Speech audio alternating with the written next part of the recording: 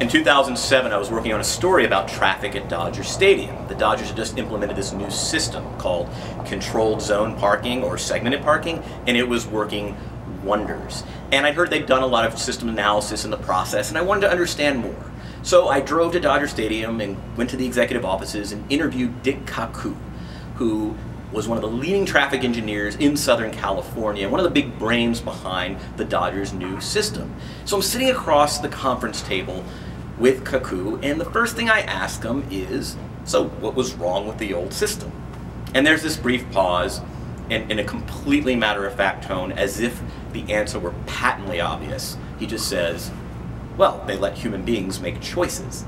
So I instinctively laugh, because that's really funny. But to Kaku, it was no laughing matter. I mean, here's a guy who's been his entire life as a traffic engineer, and he'd been studying congestion, and the fact that there would be absolutely no method to the madness was completely offensive to him. Prior to his coming aboard, there was only one factor that governed the parking lot at Dodger Stadium, and that basically was, where do I feel like parking today? That was it. You'd drive up to the booth, you'd pay your money, you'd enter the stadium, you'd drive around one of the 21 terraced lots that hold 16,000 spots. You'd pick a spot to your liking, you'd probably trap a couple of spaces on either side of you. And it was a complete disaster. There's a reason that old trope about the Dodger fans come in the third and leave in the seventh. I mean, who can blame them?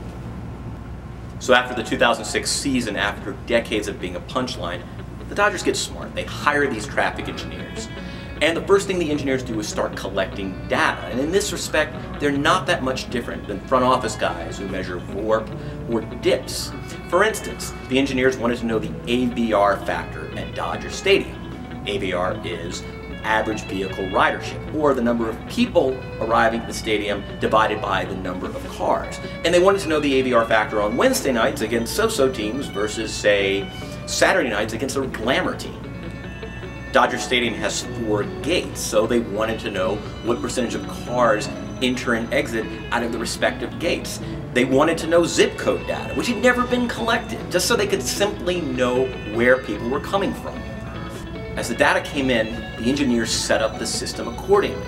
For instance, turns out the Golden State Gate gets more cars on weekend games than weekday games. So what do? They set up a contingency lot on Saturdays and Sundays near that entrance. As the 2007 season got underway, the biggest challenge for the engineers was getting the existing stadium ops people on board. Because you can design the perfect system, you can collect all the data in the world in your fancy mission control booth, but unless you get the people on the ground to buy in, it's not going to work.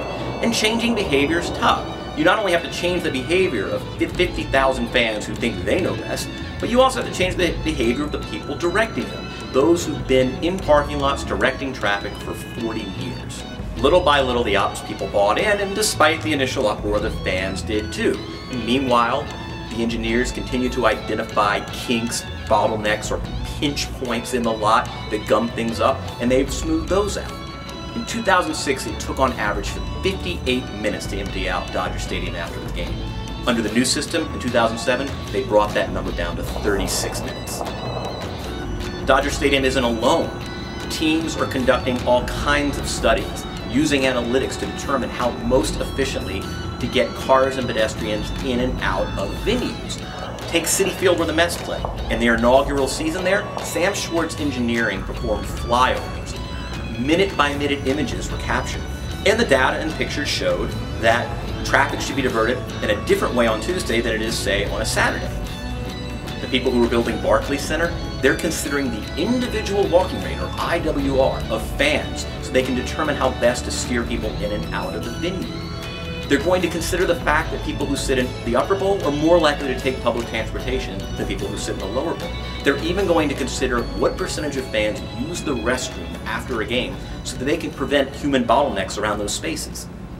Analytics isn't just the province of the front office, it's spreading to the people who are in charge of the fan experience.